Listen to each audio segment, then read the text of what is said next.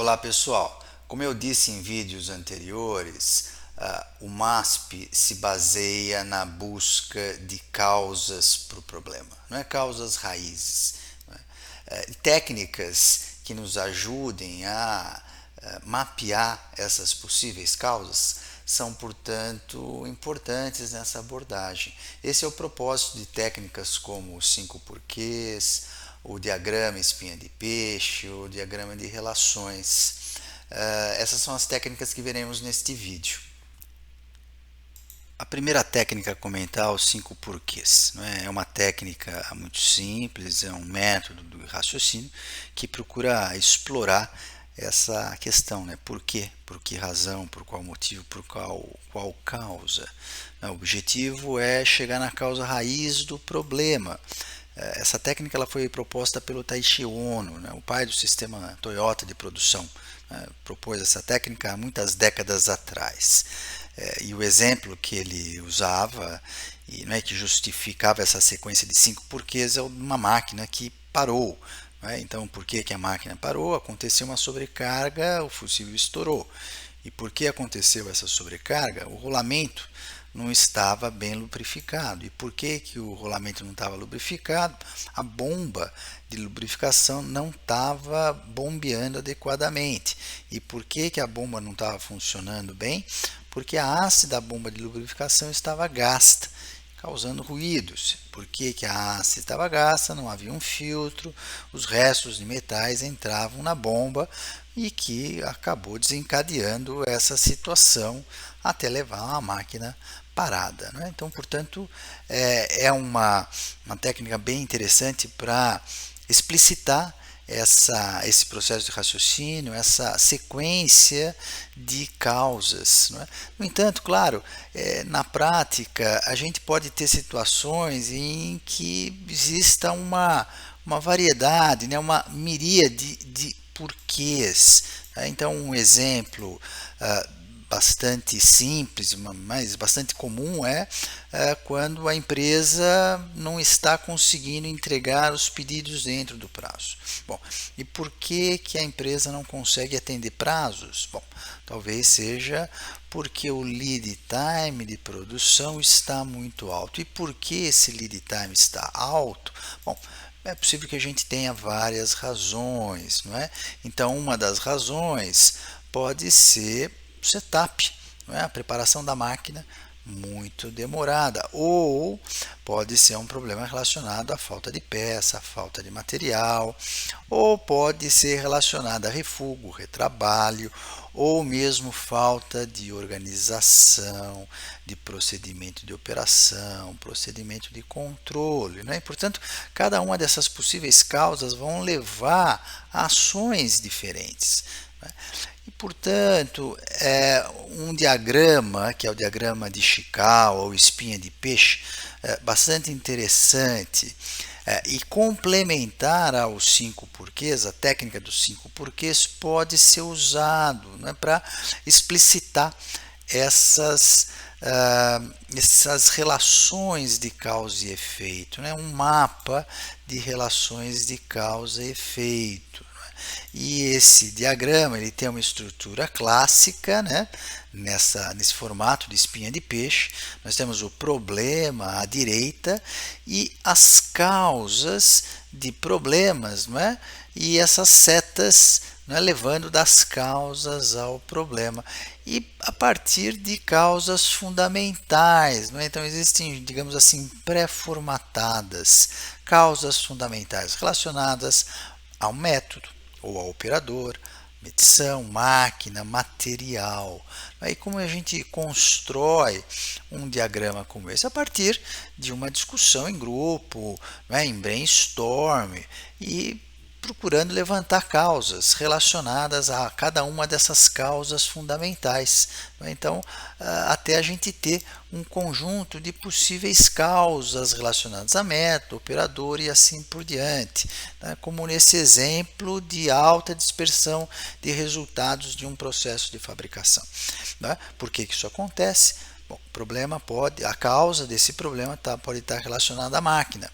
Aqui há uma manutenção não adequada, intervalo de manutenção muito longo, ou um ajuste, né, um processo, um método de ajuste inadequado, né, ou pode estar relacionado ao operador, a um problema de treinamento, né, instruções inadequadas, ações preventivas, parte desse treinamento inadequadas, né, ou mesmo acúmulo de funções, né? Podemos ter outras causas relacionadas à medição, instrumento com problema, com erro, método de produção talvez causando esse problema, sistema de alimentação, posicionamento e por último, talvez causado por material, né?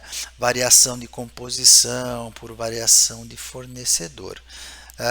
Bom, então, portanto, o diagrama ele procura ilustrar todas essas possíveis causas. Mas quais são as limitações de um diagrama como esse? Primeiro, a análise é centrada na operação de processos produtivos, não é? E, portanto, induz foco apenas nessas causas fundamentais. E, de um modo geral, a gente pode usar um diagrama de relação de causa e efeito para outras situações que não apenas focado em um processo produtivo e nessas causas fundamentais.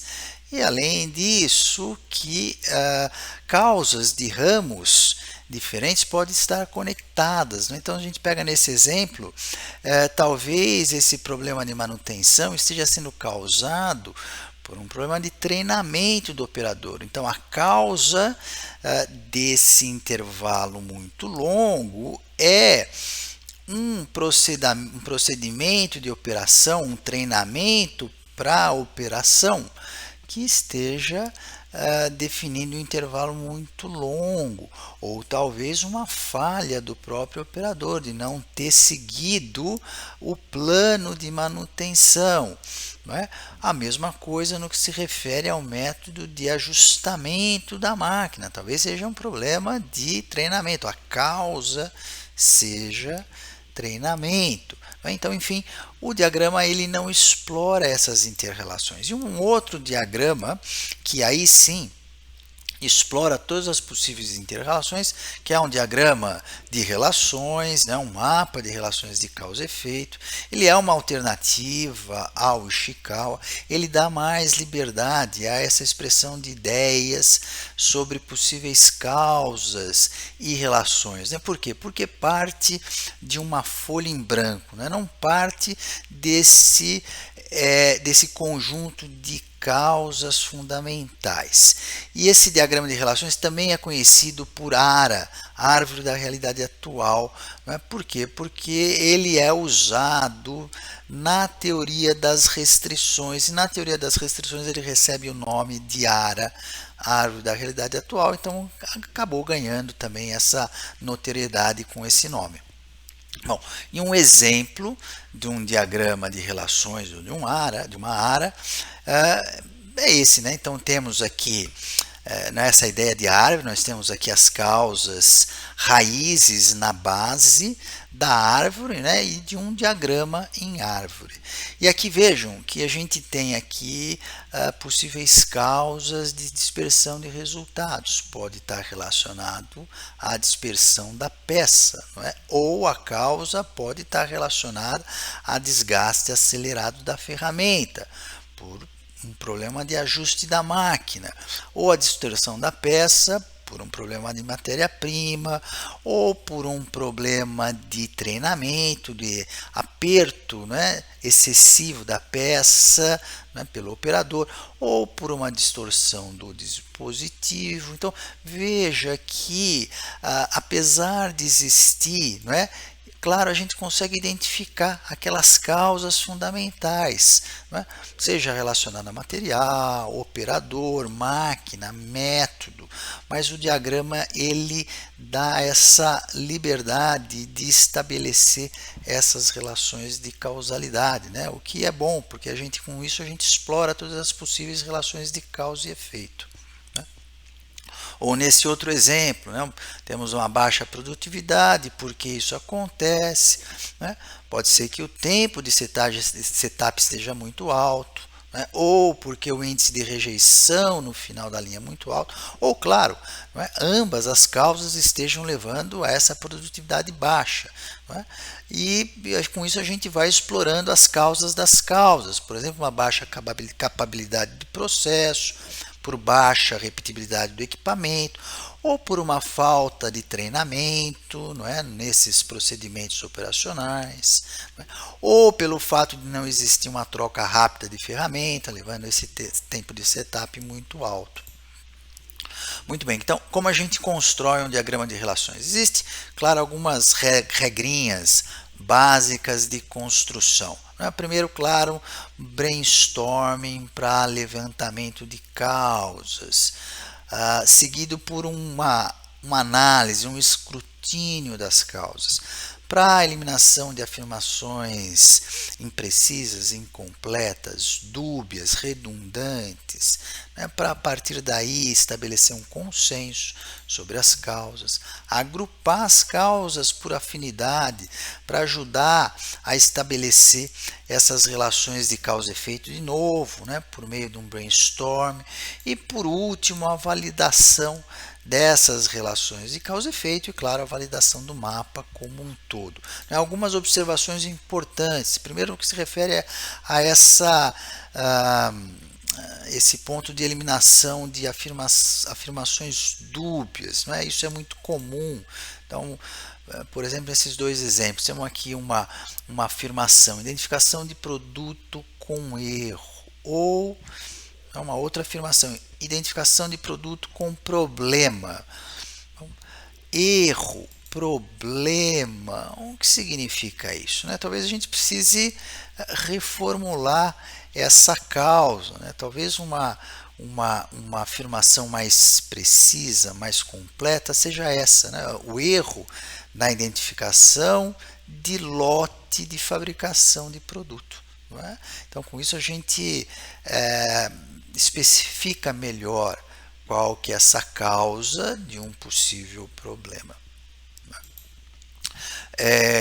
A mesma coisa, a gente precisa tomar cuidado com afirmações redundantes. Então, por exemplo, afirmações como essa: máquina parada por falta de material, ou ociosidade de recurso por falta de material.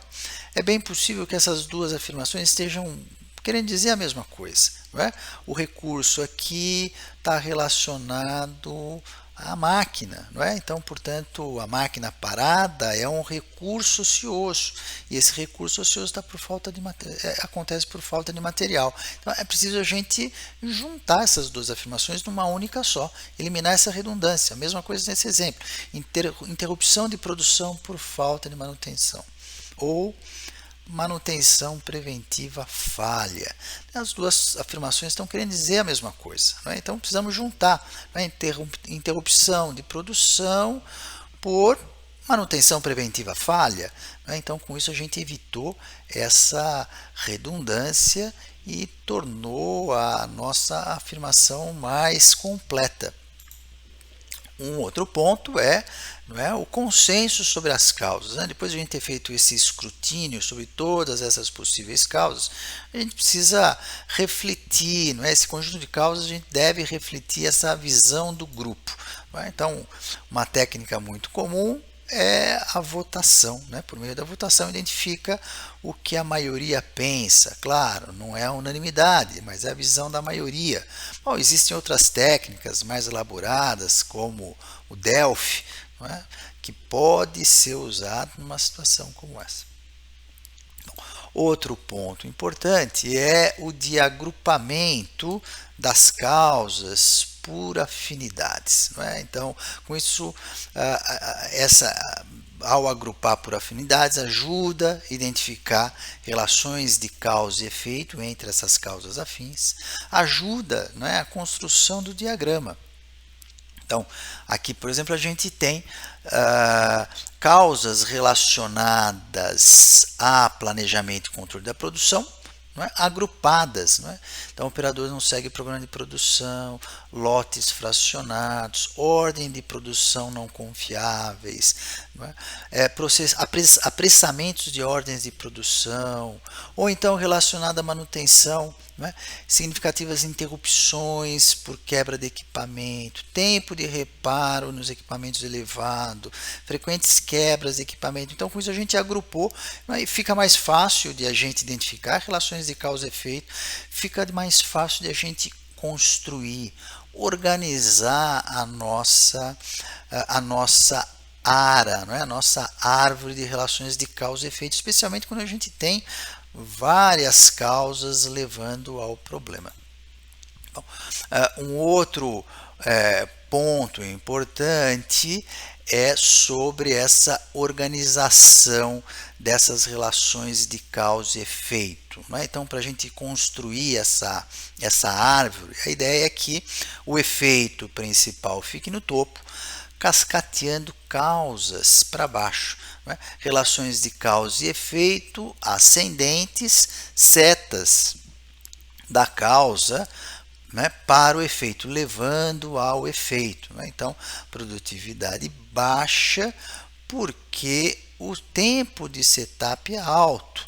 Tempo de setup alto porque não há troca de ferramenta ou não há troca rápida de ferramentas. Né? Então, causa, efeito, causa, efeito. Né?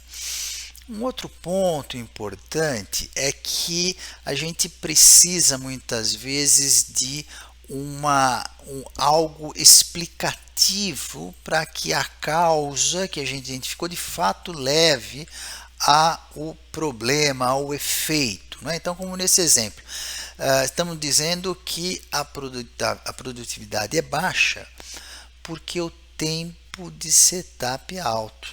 Né? E que o tempo de setup é alto porque não há troca rápida de ferramenta. Ok, tempo de setup alto porque não há troca rápida de ferramenta é uma causa bastante explicativa, mas o fato de o tempo de setup ser alto levar a uma produtividade baixa não explica completamente. Não é? Se eu tenho poucas trocas, não é? Necessidades de ajuste da máquina, isso não causaria uma produtividade baixa. Então, portanto, existe uma explicação para isso. O fato de existir, não é? Nesse contexto que a gente está analisando, uma grande diversidade de itens fabricados na mesma máquina, não é? Causa, não é? Esse tempo de setup alto, um tempo global de setup alto. Né?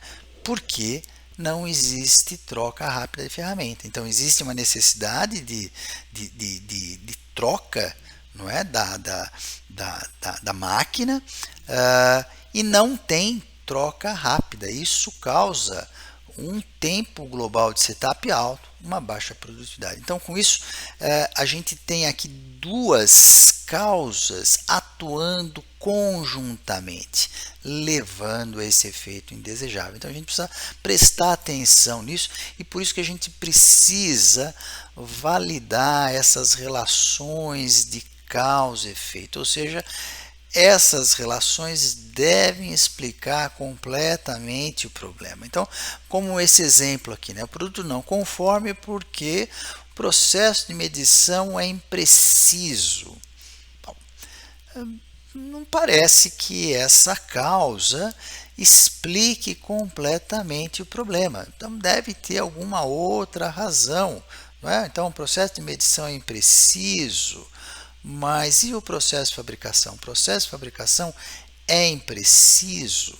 Não é? Qual outra razão está levando a um produto não conforme? Então, é preciso validar, identificar todas as possíveis causas. Não é? Ou esse outro exemplo, não é? Se a nossa árvore está só com essa relação de causalidade, né? O lead time excessivo, porque o estoque em processo é elevado.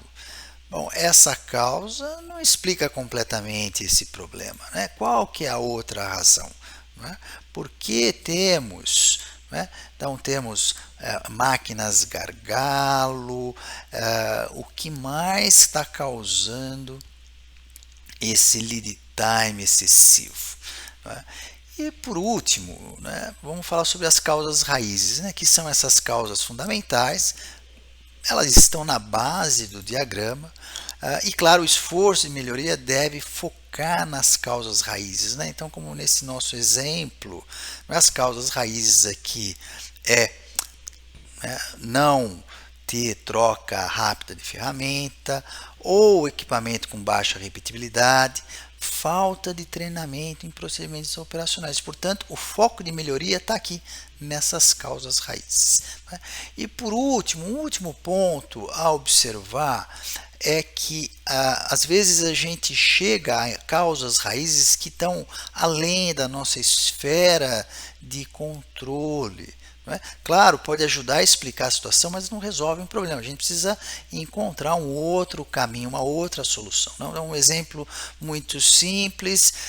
Houve uma perda de faturamento porque perdemos mercado, porque houve uma elevação dos custos de importação de matéria-prima ou de outros insumos, e esses custos elevados por conta da desvalorização da moeda. Essa é uma causa, não é, que é uma causa que está fora da nossa esfera de controle, é uma causa macroeconômica. Então, portanto, não há nada o que fazer sobre isso. Ou esse outro exemplo também que estamos vivendo, né, uma perda de faturamento por uma perda de mercado, por uma migração para o comércio eletrônico, né, do comércio presencial físico para o comércio eletrônico. De novo, essa é uma causa raiz, mas que está fora da nossa esfera de controle. Portanto, não podemos fazer nada. Então, um diagrama como esse não nos ajuda. A gente precisa então partir para outras soluções. Vimos neste vídeo que, a partir da construção do diagrama de relações de causa e efeito, a gente chega a um conjunto de causas raízes, né? Ou seja, várias causas raízes que podem estar levando ao problema. E, portanto, a gente precisa atuar sobre essas causas raízes, né? Para eliminar essas causas, minimizar ou eliminar o problema. E sobre qual ou quais causas raízes atuamos ou atuamos primeiro, não é? Então, isso nos leva a uma necessidade de escolha, de priorização. E técnicas de priorização são importantes nesse momento. E é isso que veremos no próximo vídeo. Até lá, pessoal!